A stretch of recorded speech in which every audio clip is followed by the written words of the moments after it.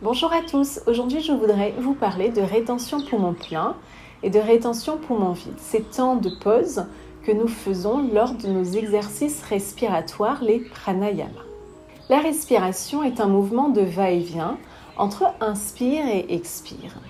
Notre ventre se gonfle à l'inspire et se dégonfle à l'expire. Ces mouvements se font de manière naturelle, automatique et inconsciente. Et il arrive des moments, rarement conscients, où nous faisons des rétentions poumon plein et des rétentions poumon vide. Par exemple, les personnes qui souffrent d'apnée du sommeil, elles vont bloquer inconsciemment leur respiration et d'un coup, reprendre leur souffle. Sous l'effet d'un stress, d'une angoisse, d'une peur, nous pouvons nous aussi momentanément bloquer, couper notre respiration, être en rétention, soit poumon plein, soit poumon vide. Donc lorsque ces rétentions se font, nous en sommes très rarement conscients. Cela échappe à notre contrôle.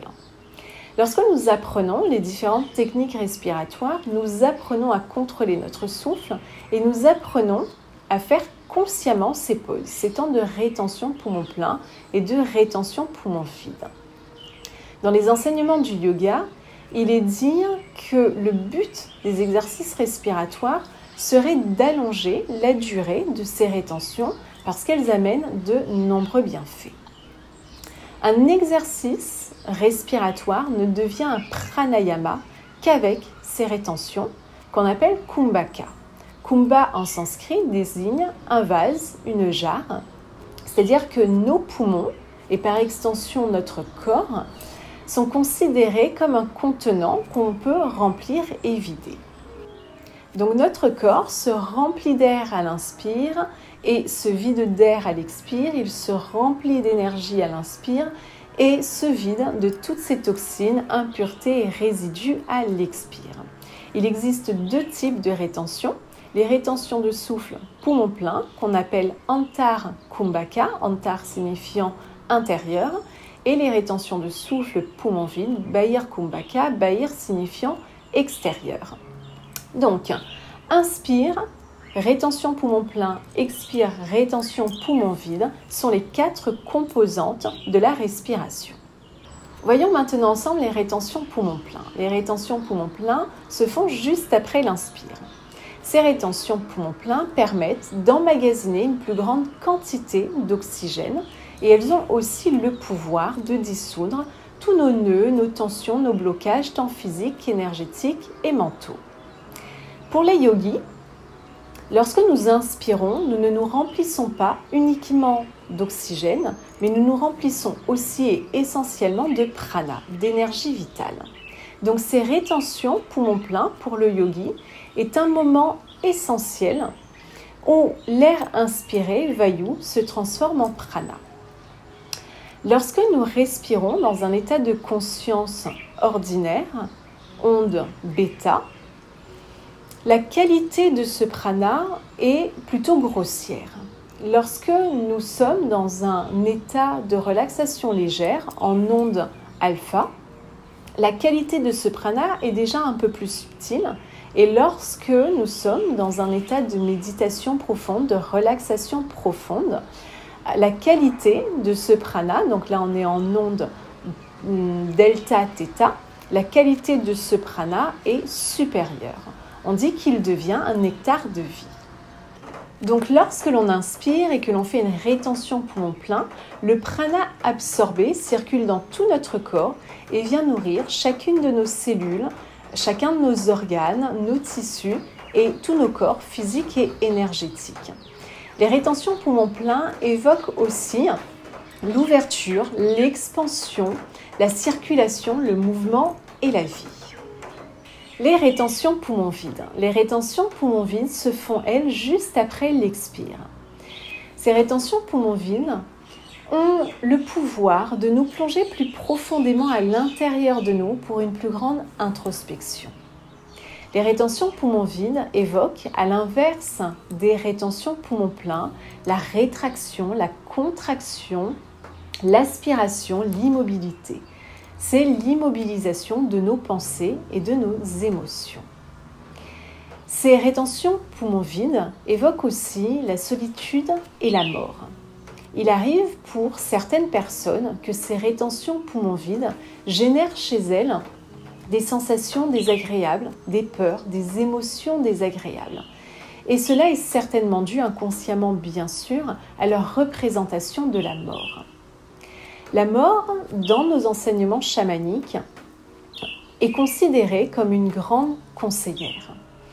Il ne s'agit pas que de la mort physique, de la fin de la vie, du dernier souffle, mais la mort revêt d'autres significations. Nous devons, chacun, traverser de nombreuses morts dans notre vie, faire de nombreux deuils, bien sûr le deuil de nos proches, mais il en est vraiment question de faire le deuil de parties de nous.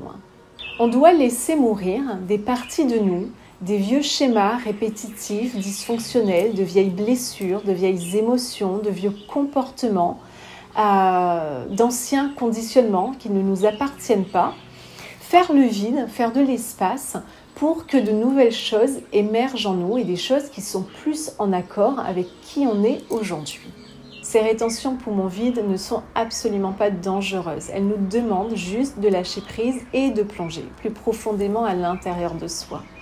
La vie sans immobilité, sans silence, sans introspection, sans solitude ne nous apprend rien. Donc il est important de rentrer dans ces espaces sacrés pour découvrir un peu plus en profondeur qui on est.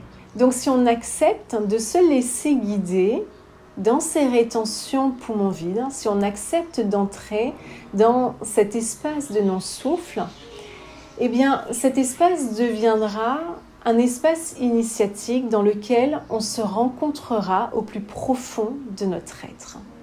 Je vous invite à faire l'expérience. Fermez vos yeux et inspirez profondément par le nez. Bloquez votre respiration. On est en rétention poumon plein. Baissez juste le menton. Maintenez quelques secondes votre respiration. Et expirez par le nez.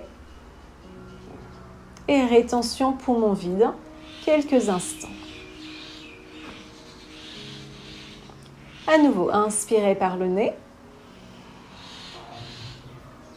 Bloquez votre respiration, rétention poumon plein. Baissez le menton.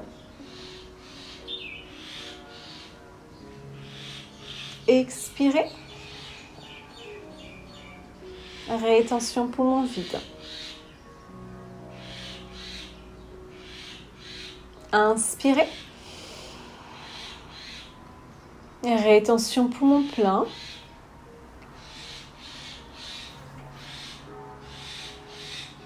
Expirez. Rétention poumon vide. Encore, inspirez. Bloquez votre souffle, rentrez le menton, rétention poumon plein.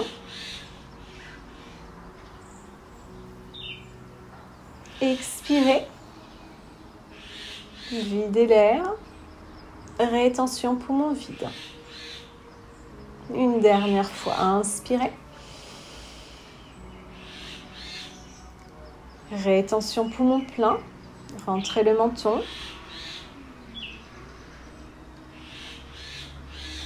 Expirez. Rétention poumon vide. Inspirez normalement.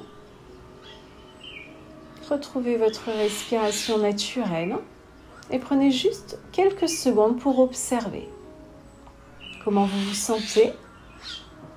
Est-ce que ces rétentions poumons pleins et poumons vides ont été faciles ou est-ce que c'était plutôt difficile?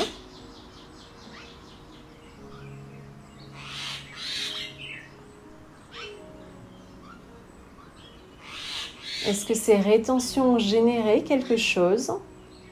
Une émotion, une sensation désagréable dans votre corps, une peur.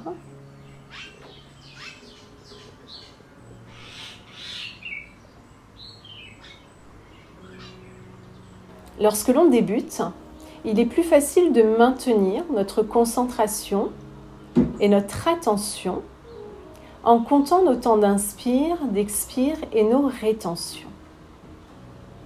De cette manière, nous contrôlons notre souffle, mais aussi nos pensées et nos émotions.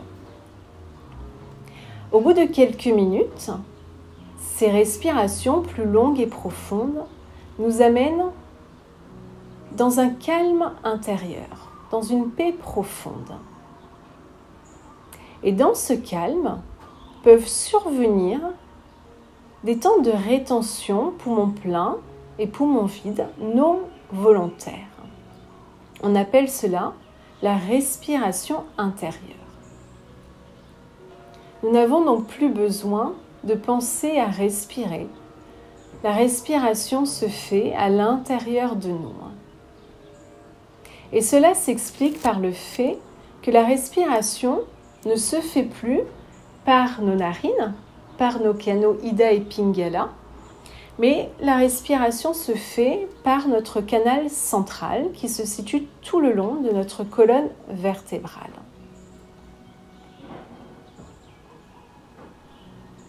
Cette respiration intérieure va venir ouvrir tous nos centres énergétiques. Mais nous n'en sommes pas encore là, donc pour le moment, continuez d'explorer ces rétentions poumons pleins et ces rétentions poumons vides. Et la prochaine fois, nous allons voir ensemble les bandhas. Les bandhas, ce sont les verrous qui permettent de maintenir l'énergie, d'éviter la déperdition d'énergie. Il n'y a pas de rétention sans bandhas. Donc nous en avons fait un, celui de la gorge en rétention poumon plein. Et je vais vous expliquer un peu plus en détail et nous verrons les deux autres la prochaine fois. Bonne pratique à vous et à bientôt.